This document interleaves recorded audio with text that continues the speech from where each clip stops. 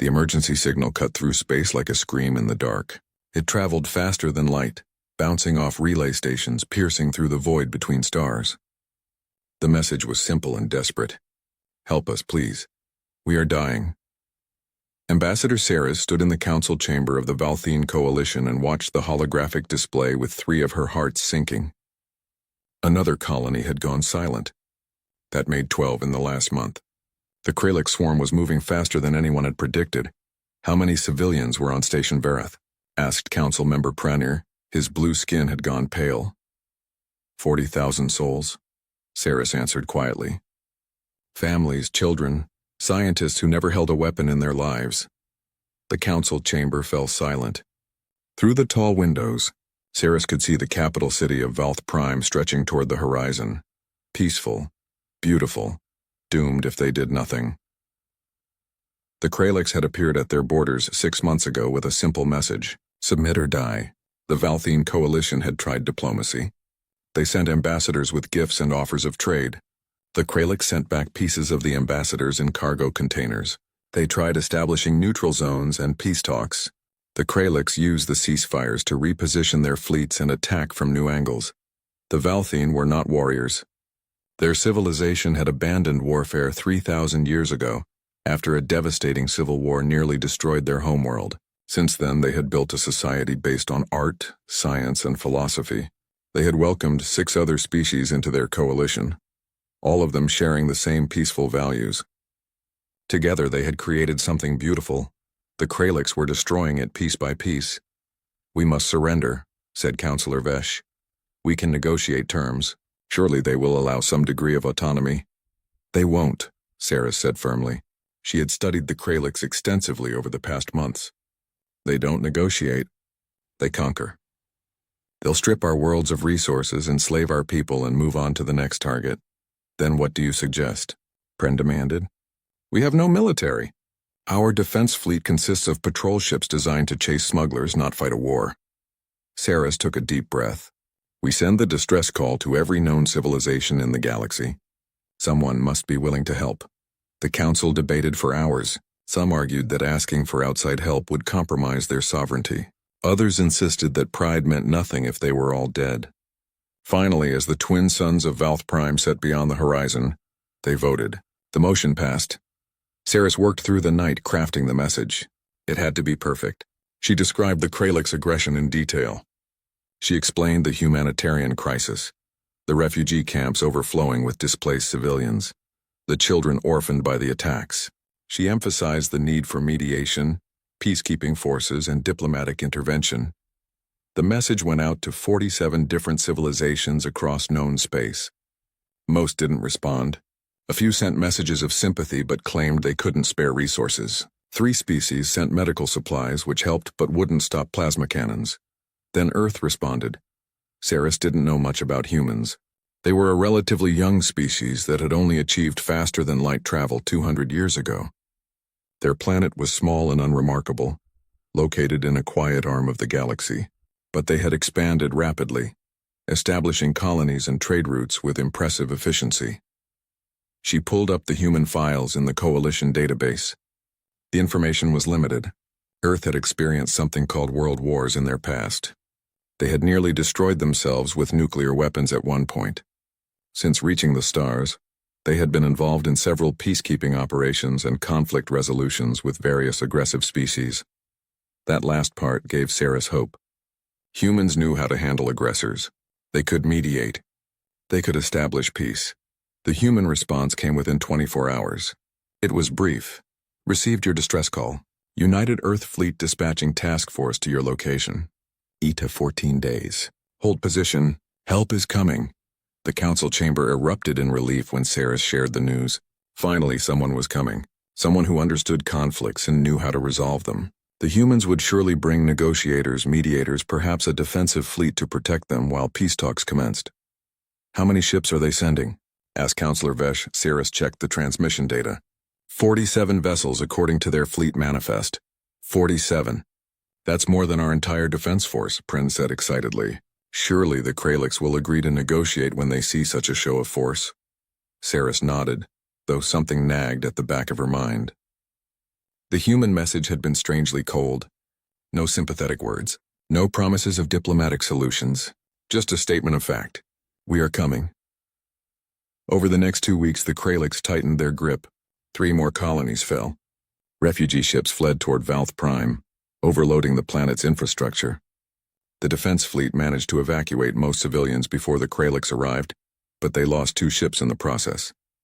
Good vessels crewed by good people who wanted nothing more than to protect innocents. Cirrus barely slept. She coordinated relief efforts, managed supply distribution, and tried to keep hope alive among the coalition species. She also studied everything she could find about humans. The more she read, the more uneasy she became. Human history was soaked in blood. They had fought wars for thousands of years. Religion, resources, territory, ideology, it didn't seem to matter. They found reasons to kill each other with disturbing regularity. Even after achieving space travel, they had engaged in several military actions against hostile species. But they had also negotiated peace treaties. They had established the United Earth government after centuries of conflict. They had moved beyond their violent past, or so it seemed. Surely they would bring that experience to the Valthine situation. On the morning of the 14th day, Sarah stood in the observation center watching the long-range sensors. The Kralix were assembling a massive fleet at the edge of the system. Intelligence suggested they were preparing for a final assault on Valth Prime itself. After this, the coalition would cease to exist. Then the sensors lit up with new contacts. 47 human ships dropped out of faster-than-light travel at the outer system boundary. Cirrus felt relief flood through her. They had arrived. The humans were here. But as the sensor data refined and the ship classifications came through, her relief turned to confusion. These weren't medical vessels or diplomatic transports. Every single ship was a warship. Destroyers, cruisers, carriers, and 3 massive battleships that bristled with weapons. Why would they bring a war fleet to a peacekeeping mission? Pren whispered beside her. Sarah didn't have an answer. She watched as the human fleet moved into formation with military precision. They didn't slow down. They didn't hail the coalition asking for diplomatic briefings. They simply advanced toward Valth Prime at combat speed. A transmission came through on the priority channel. A human face appeared on the screen. He was older, with gray hair and hard eyes that had seen too much. His uniform was crisp and decorated with symbols that Saris assumed were military honors. This is Admiral Marcus Chen of the United Earth Fleet. We received your distress call. We're here to help. Transmit current tactical data on hostile forces, not enemy positions for negotiation. Hostile forces, tactical data, the language of war, not peace. Saris felt her 3 hearts beating faster. She had asked for help. The humans had answered, but looking at that fleet, at those weapons, at that admiral's cold expression, she suddenly wondered what kind of help was actually coming. Thank you, Admiral, she managed to say. We're transmitting all data now. When can we begin diplomatic outreach to the Kralix? Admiral Chen's expression didn't change. Ambassador, we tried contacting them on our way in. They told us to leave your system or be destroyed. And what did you respond? Saris asked, though part of her already knew. The Admiral smiled, but there was no warmth in it.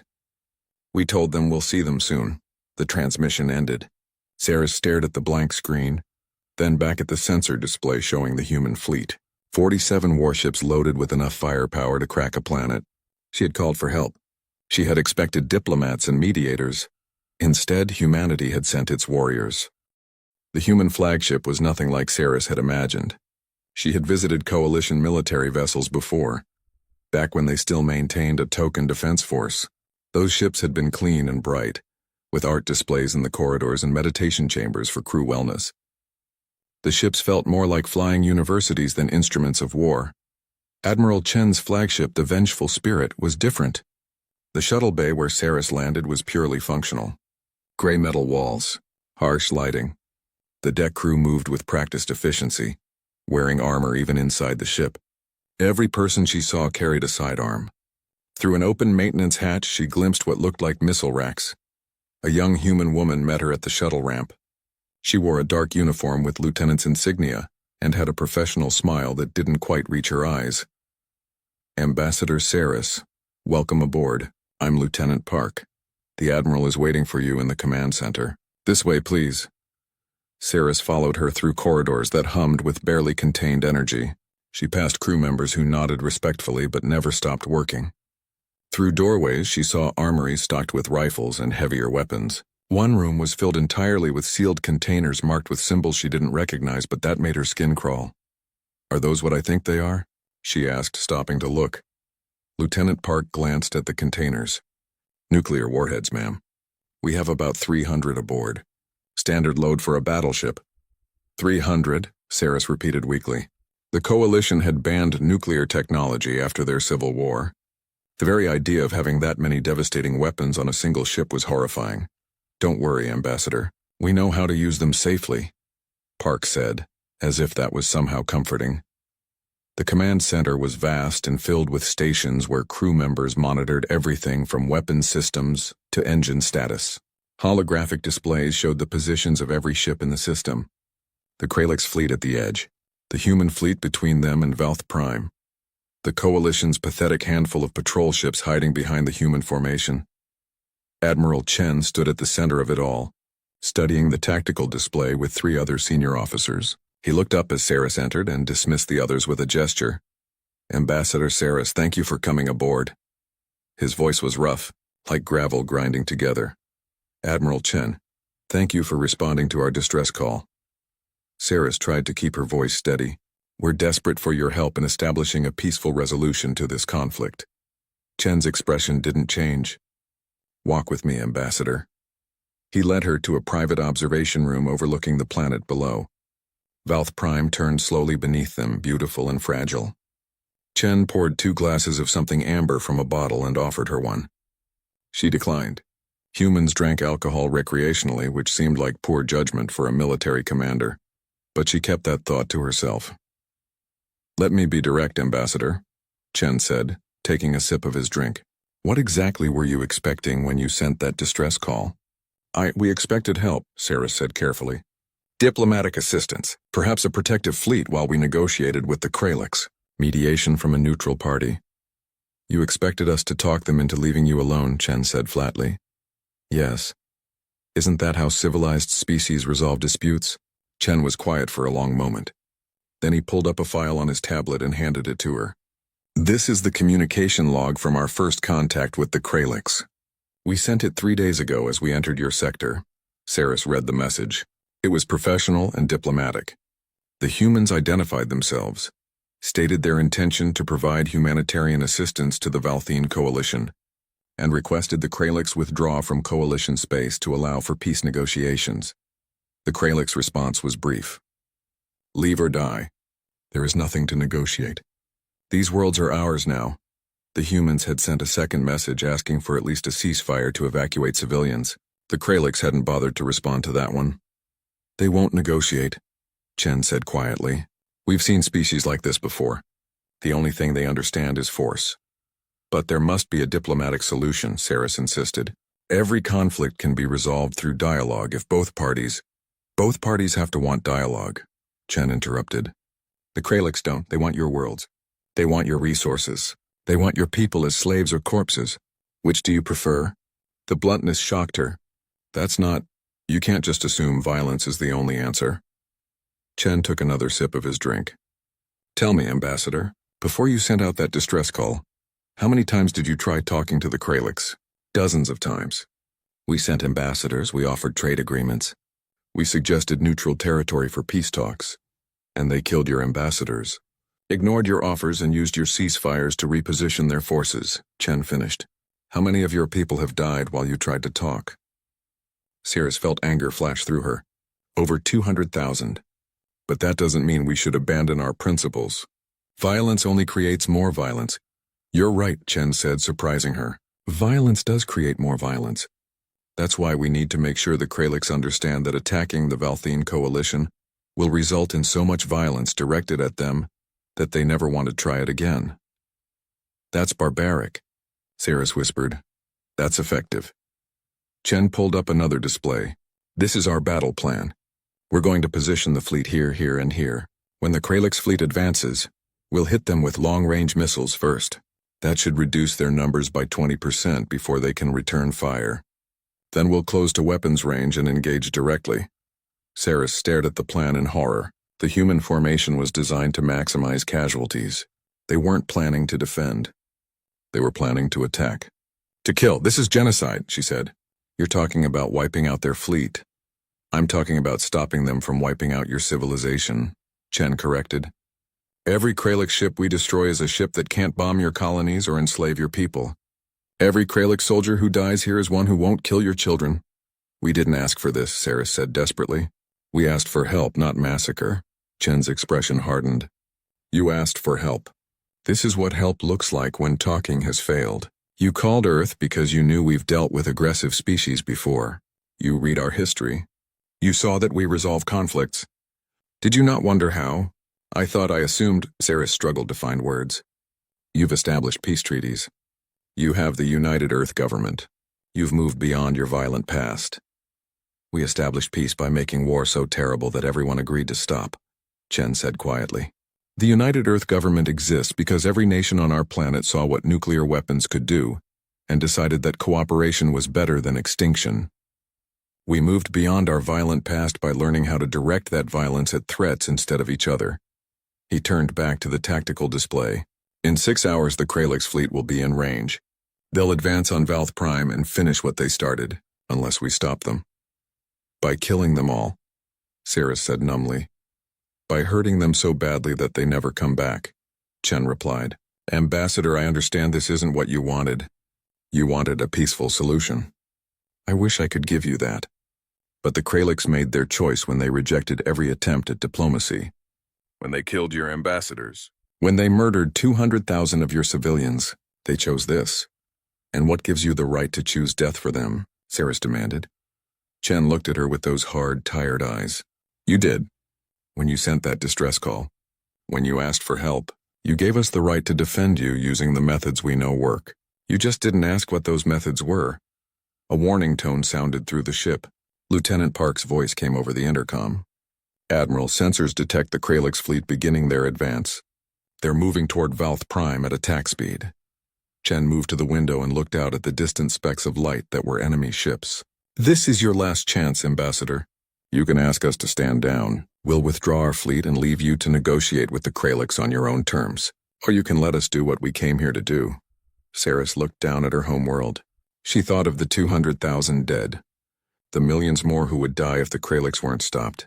She thought of children in refugee camps, families torn apart, entire colonies reduced to rubble and ash. She thought of her principles. The values that had defined Valthine civilization for 3,000 years. Peace, diplomacy, the sanctity of life. Then she thought of what would happen to all of that if the Kralix won. Do what you have to do, she whispered. Save my people. Admiral Chen nodded slowly. We will. But Ambassador, I want you to understand something. After today, you won't be able to pretend anymore. You'll know exactly what it takes to survive in a hostile galaxy.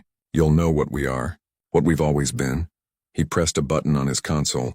Throughout the ship, Saris heard klaxons begin to wail. The crew moved with controlled urgency to their battle stations. All hands, this is the Admiral. Chen's voice echoed through the ship. General quarters. Battle formation. Weapons free. Show them what happens when they threaten our friends. Saris watched the tactical display as the human fleet surged forward to meet the Kralix. She had asked for help. She was at the Battle of Valth Prime began with mathematics. Saris watched from the observation deck of the Vengeful Spirit as Admiral Chen calmly called out distances, velocities, and firing solutions. The command center had transformed from a busy workspace into something that looked like controlled chaos. But every person knew exactly what they were doing. Kralix fleet at 400,000 kilometers and closing, reported a sensor officer. Count is 137 vessels. Dreadnoughts, cruisers, and fighter carriers. They outnumber us almost 3-1, Lieutenant Park noted quietly beside Saris. Doesn't matter, Chen replied, his voice steady. Lieutenant Morrison, status on missile batteries? All tubes loaded and ready, sir. We have firing solutions on their lead elements. Fire when ready. The ship barely trembled as the first wave of missiles launched. Through the observation window, Saris saw dozens of small lights streak away from the human fleet. Hundreds of missiles, moving faster than anything the Valthine had ever built. The tactical display tracked them as they covered the distance to the Kralix fleet in seconds. The Kralix had point defense systems. Saris watched as they shot down many of the incoming missiles, but not all of them. Not nearly enough. Explosions blossomed in the darkness of space, silent, beautiful, deadly. When the light faded, 17 Kralix ships had been destroyed or crippled. 17 ships eliminated before the battle had truly begun. Second wave fire, Chen ordered. More missiles launched. The Kralix were ready this time, their point defense working overtime. They shot down more missiles, but again, not all. Another 12 ships took critical damage. The Kralix formation wavered but continued forward. They're not running, Saris said, surprised. They're committed, Chen replied. They see us as just another obstacle. They'll learn. The Kralix fleet opened fire. Their plasma weapons lit up space with green and yellow energy. The beams crossed the distance between fleets in seconds. Saris gripped the railing as the first shot struck the human ships. The shielding absorbed most of it, but not all. One human destroyer took a direct hit that punched through its armor. Atmosphere vented into space. The ship listed but kept moving, kept fighting. Damage report on the Resolute, Chen demanded. Hull breach on decks 4 through 6. They're sealing it now. Weapons systems still operational. Chen nodded as if this was expected, as if losing a portion of a ship and everyone on those decks was just part of the plan. Saris felt sick. All ships close to engagement range. Fighter wings, you are cleared for launch. The human carriers opened their bays. Hundreds of small craft poured out, moving in formations that looked like schools of predatory fish. They streaked toward the Kralix fleet while the larger ships followed at attack speed. The Kralix launched their own fighters. The space between the two fleets became a chaotic mess of dogfights, explosions, and debris. Saris couldn't follow it all. The tactical display was too cluttered, too fast, too violent. What shocked her most was the human tactics. Valthene doctrine, back when they still had military doctrine focused on preservation, protect your ships, minimize casualties, fight defensively and withdraw if losses became too heavy. Humans fought like they had nothing to lose and everything to prove. She watched a human destroyer, with critical damage, deliberately ram itself into a Kralix cruiser. Both ships exploded in a fusion reaction that lit up space like a newborn star. The human captain had sacrificed his entire crew to take out an enemy vessel. Did that commander just commit suicide? She asked, horrified. Captain Rodriguez knew his ship was done, Lieutenant Park explained. Life support was failing. Rather than let his crew die slowly, he took an enemy ship with him. They'll get full honors when we get home. That's insane, Saris whispered. That's duty, Park corrected gently. The main fleets collided. At this range, the weapons became even more brutal. Railguns fired slugs of metal at relativistic speeds. Missiles with nuclear warheads detonated in close proximity. Energy weapons carved through hulls like knives through flesh. The Kralix were good. Saris had to admit that. They were experienced warriors who had conquered dozens of species. They fought with skill and ferocity, but the humans fought like devils. A Kralix dreadnought disabled a human cruiser with a devastating broadside. Before the Kralix could finish it off, 2 human destroyers moved to protect their wounded comrade. They positioned themselves directly between the enemy dreadnought and the damaged cruiser. Taking fire meant for their fellow ship. Both destroyers were destroyed. The cruiser survived. Why?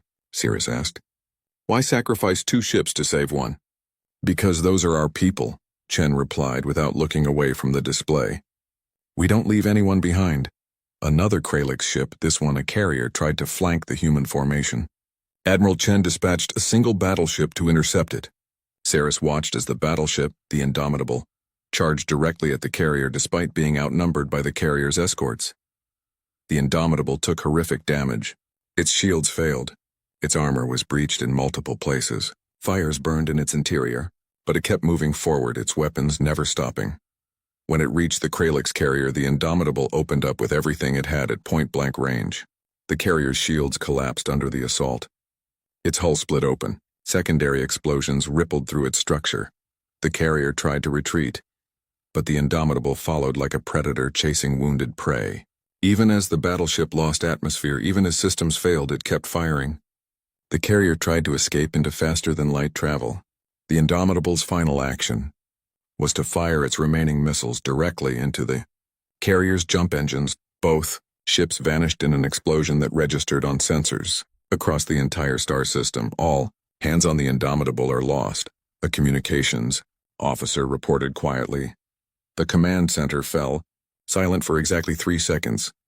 Noted in the log, Chen said. They bought us the flank. Continue the attack, Sarah stared at him. You're not even going to acknowledge that over 1,000 people just died? I'll mourn them when the battle is over, Chen replied coldly.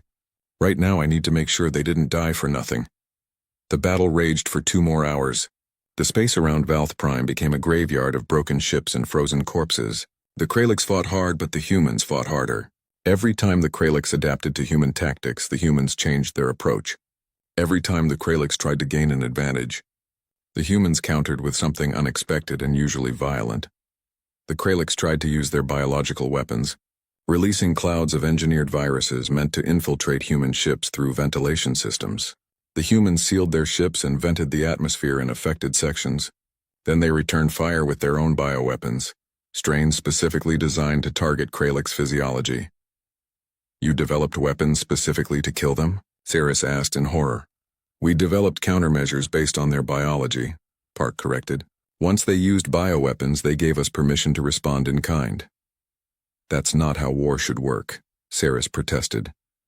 War doesn't work according to anyone's rules except survival, Chen said. They chose to escalate. We're better at escalation than they are. The tide turned slowly but inevitably. The Kralix fleet, which had started at 137 ships, dwindled to less than 70. Then 50, then 30. The human fleet, which began at 47 ships, was down to 31 operational vessels and another 8 damaged but still fighting.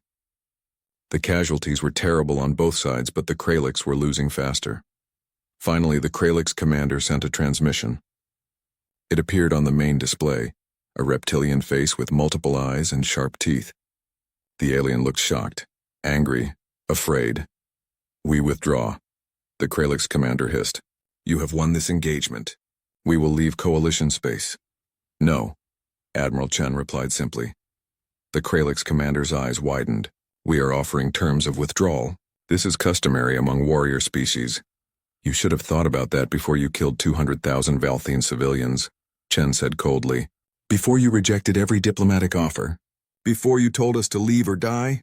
We don't accept your withdrawal. We accept only your surrender. We do not surrender. We will regroup and return with greater force. No, you won't. Chen gestured to his weapons officer. Target their engines. All remaining ships. Disable them. Sir, they're trying to retreat, the weapons officer said, seeking confirmation. I know. Disable them anyway. The human fleet opened fire on the retreating Kralix vessels. They targeted propulsion systems specifically, leaving the ships crippled and drifting. The Kralix fired back desperately, but they were broken and scattered. Within an hour, every surviving Kralix ship was disabled and helpless. Saris watched the tactical display in stunned silence. The battle was over. The Kralix fleet was destroyed. Valth Prime was saved. But the cost was written in the debris field that now orbited her homeworld. Human ships drifted, their crews dead. Thousands of fighters had been destroyed. An entire battleship had sacrificed itself. And the Kralix ships sat disabled in space, their crews trapped and helpless. What happens to them now? Cirrus asked quietly. Admiral Chen stood looking.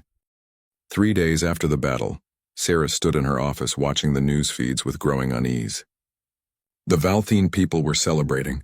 Streets filled with crowds cheering the human victory. Banners and displays showed Admiral Chen's face alongside messages of gratitude. Children waved human flags they had made from cloth and imagination. Her people were grateful. They should be. The humans had saved them from extinction. But Saris couldn't shake the feeling that something was very wrong. The human fleet hadn't left. More ships kept arriving through faster-than-light jumps. Supply vessels, troop transports, intelligence ships. Instead of 47 warships, there were now over 70 human vessels in coalition space, and they were hunting.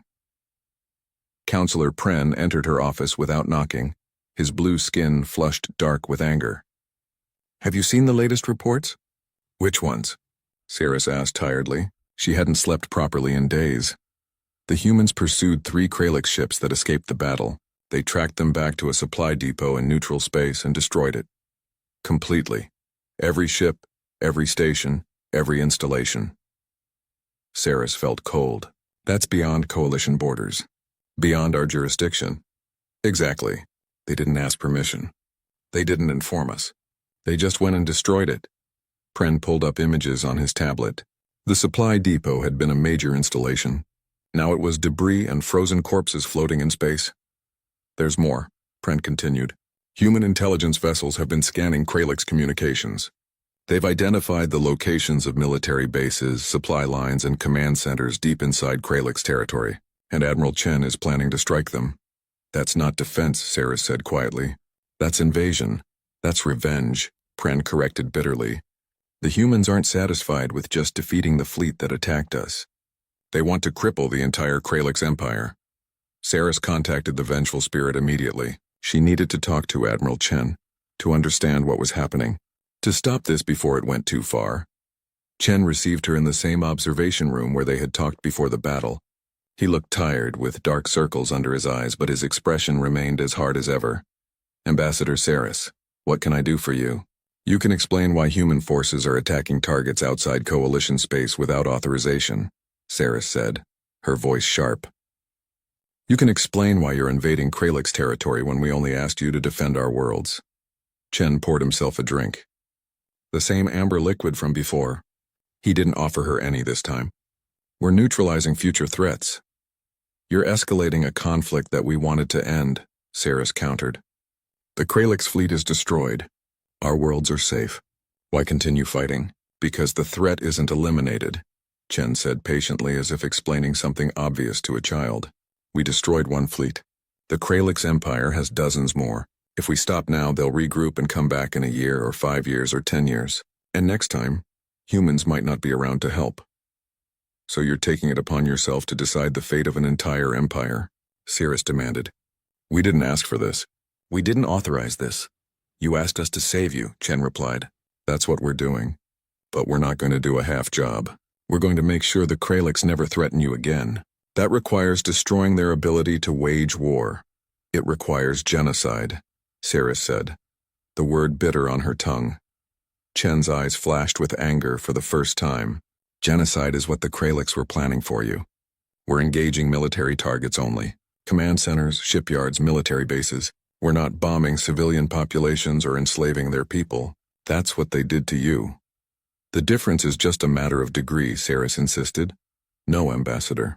The difference is everything. Chen set down his drink. Let me tell you about Earth's history. About the wars we fought. We've committed atrocities. We've done terrible things to each other. We know what true genocide looks like because we've done it. We've also learned from those mistakes.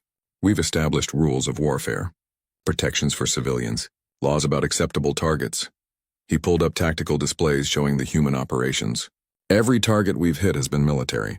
Every strike has been measured to minimize collateral damage. We're dismantling their war machine, not their civilization. You're still making that decision for them, Saris argued. For us, for everyone. Someone has to, Chen said quietly. The Kralix made their choice when they attacked you. They demonstrated what they are, a threat, and threats need to be eliminated before they can harm anyone else. And what makes you the judge of who is a threat? Saris demanded. What gives humans the authority to decide which civilizations live and which die? Chen looked at her for a long moment. The fact that we're willing to do it.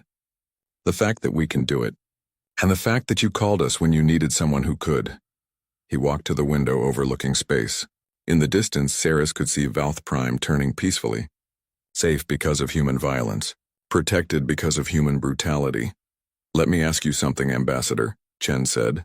What would you have done if we hadn't come? If your distress call had gone unanswered? We would have found another way, Saris said. But her voice lacked conviction. No, you wouldn't have. The Kralix would have conquered your worlds, enslaved your people, and moved on to the next target. Your civilization would have ended. Your culture would have been destroyed. Everything you value would have been lost. At least our principles would have remained intact, Saris said. Chen laughed. It was a harsh sound. Principles don't mean anything if you're dead. The Kralix don't care about your values. They don't respect your pacifism. They see it as weakness to be exploited. He turned back to face her. You want to know the ugly truth, Ambassador? Peace only exists because someone is willing to defend it. Someone has to be willing to do violence so that others can live without violence. That's what humans are. We're the ones who get our hands bloody so yours can stay clean. I never asked for that, Cirrus whispered. Yes, you did. When you sent that distress call. When you asked for help. You asked us to solve your problem. You just didn't want to know how we solve problems. A communication came through on Chen's tablet. He glanced at it and nodded. We've located the Kralix High Command. It's a space station in their home system. We're preparing to strike it. You can't, Cirrus said desperately. That's their government. Their leadership. Destroying it would throw their entire empire into chaos. That's the point, Chen said calmly. Chaos means they can't organize another attack. Chaos means they'll be too busy fighting among themselves to threaten anyone else. Chaos gives you time to rebuild and strengthen your defenses so you never need to call for help again. People will die, Cirrus said. Innocent people who had nothing to do with the attacks on Coalition space. Probably, Chen admitted. War is imperfect. We'll do our best to minimize civilian casualties, but there will be collateral damage. There always is. But those deaths will prevent the deaths of millions of your people in future attacks. How can you live with that? Cirrus asked. How can you make those calculations? Decide whose lives matter more? Chen was quiet for a moment. When he spoke, his voice was softer, sadder. We live with it because someone has to, because the alternative is worse, because if we don't make those hard choices, civilizations like yours disappear. He pulled up more displays. After we strike the High Command, we're going to hit their major shipyards.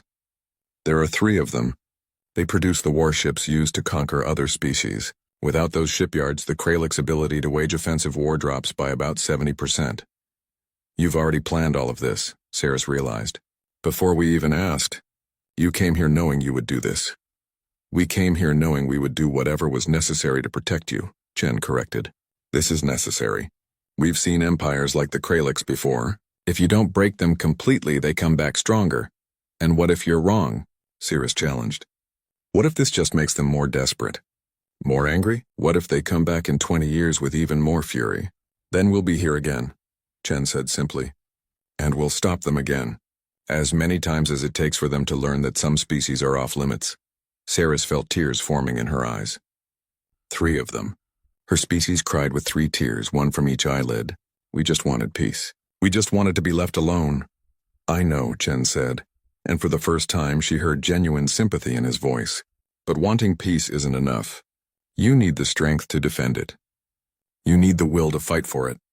Or you need allies who have that strength and will.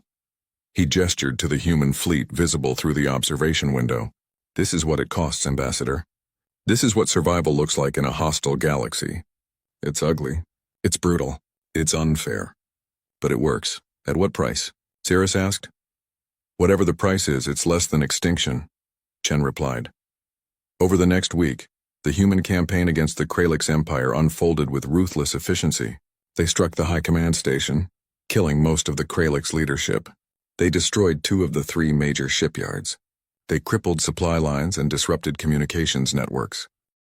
The Kralix Empire, which had seemed so powerful and unstoppable, fractured. Regional commanders fought among themselves for control. Border territories declared independence. Client species that had been subjugated by the Kralix saw an opportunity. 4 weeks after the battle, the human fleet prepared to depart. The celebration parades had ended. The memorials for the fallen had been completed. The Kralix Empire was shattered and no longer a threat. It was time for the humans to go home. Cirrus stood at the spaceport watching the last shuttle loads of human personnel board their transports. The soldiers and crew members moved with the same efficient precision they had shown during the battle.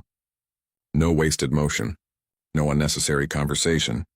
They completed their tasks and departed. They were professionals, Cirrus had to admit. Terrifying professionals who had saved her people through methods that still gave her nightmares. The galactic news networks had been covering the Kralix situation extensively. Other civilizations were taking notice. Some praised the humans as heroes and protectors. Others expressed concern about humanity's willingness to use overwhelming force.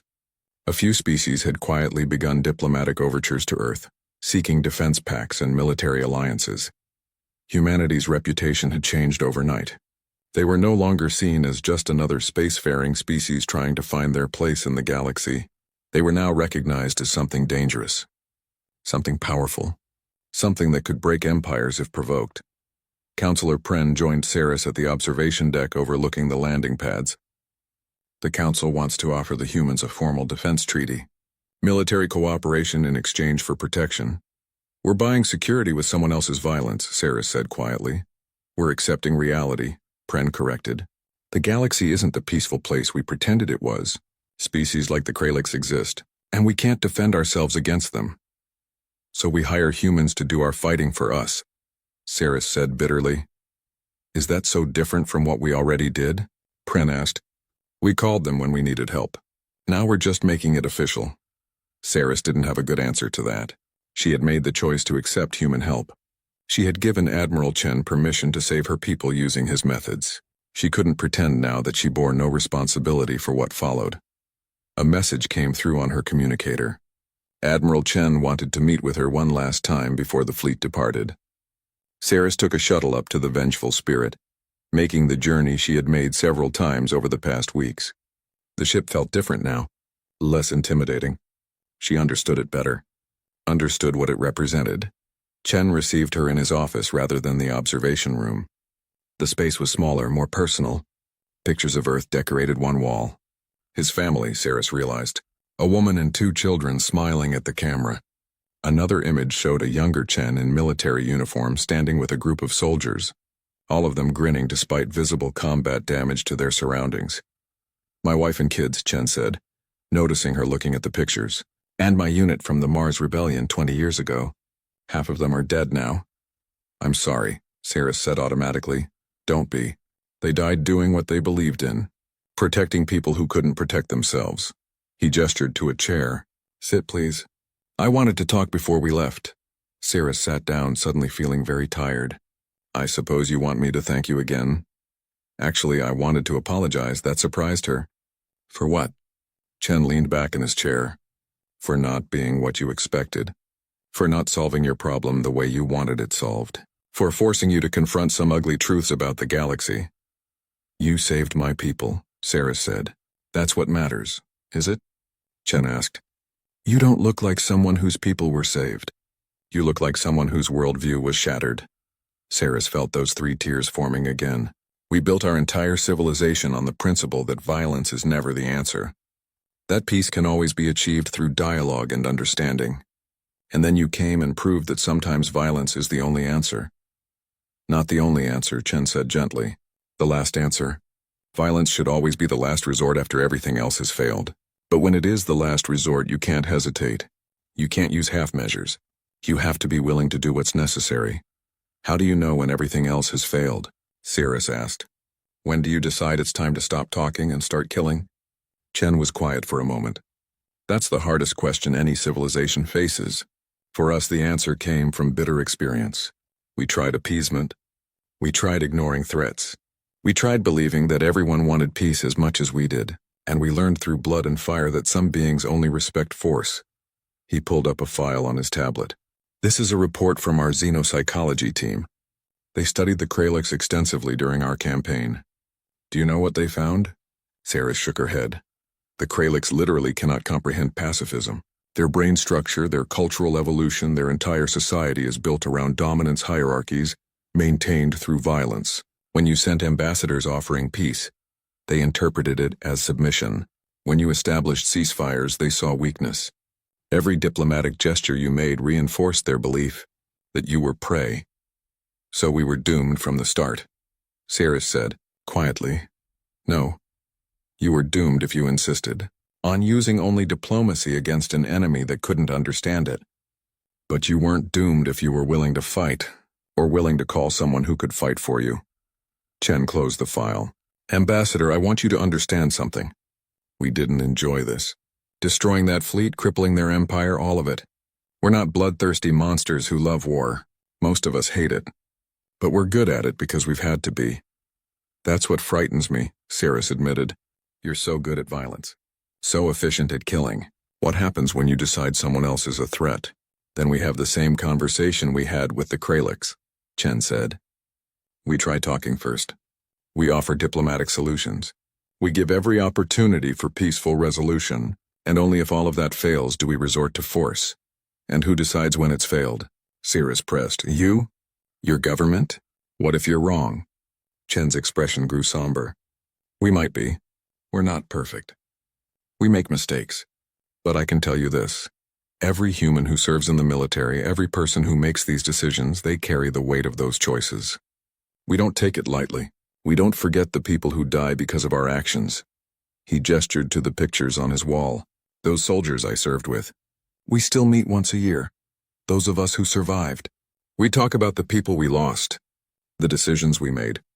Whether there was a better way. It never gets easier. We just learn to live with it. How? Cirrus asked.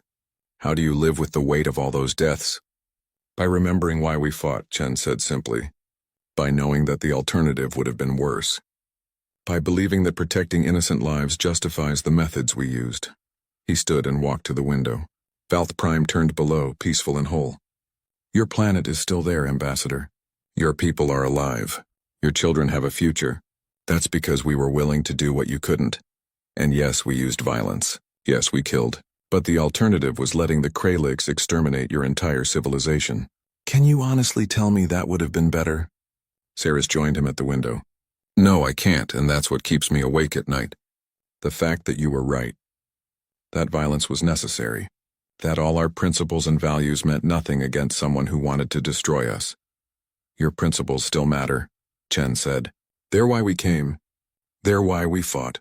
A universe where civilizations like yours can exist and thrive. That's worth protecting. We don't want every species to become like us. We don't want everyone to embrace violence and warfare. We want species like yours to maintain your values, your pacifism, your dedication to peace. We just want you to understand that someone needs to guard those values from those who would destroy them. Is that how you see yourselves? Cirrus asked. As guardians? More like guard dogs, Chen said with a slight smile. We're not pretty. We're not nice. We're dangerous and we make people uncomfortable. But when the wolves come, you're glad to have us around. A communication alert sounded. The fleet was ready to depart. Chen straightened his uniform and picked up his tablet. I have something for you before I go, he said, handing her a data chip. This contains detailed information on defensive strategies, military organization, and training protocols. If you decide you want to build your own defense force, this will help. If you decide to stay pacifist and rely on allies, that's fine too. But you should make that choice knowing all your options. Cirrus took the chip, feeling its weight in her hand. Are you trying to turn us into warriors? I'm trying to give you choices, Chen replied. Knowledge is never wasted. What you do with it is up to you. They walked together to the shuttle bay. The last of the human personnel had boarded. Only Chen remained. What happens now? Cirrus asked. Do you just go home and wait for the next crisis? More or less, Chen said. We'll keep monitoring the region. If the Kralix try to rebuild their military and threaten you again, we'll be back. If another aggressive species shows up, call us. We'll come. Just like that? Cirrus asked. You'll drop everything.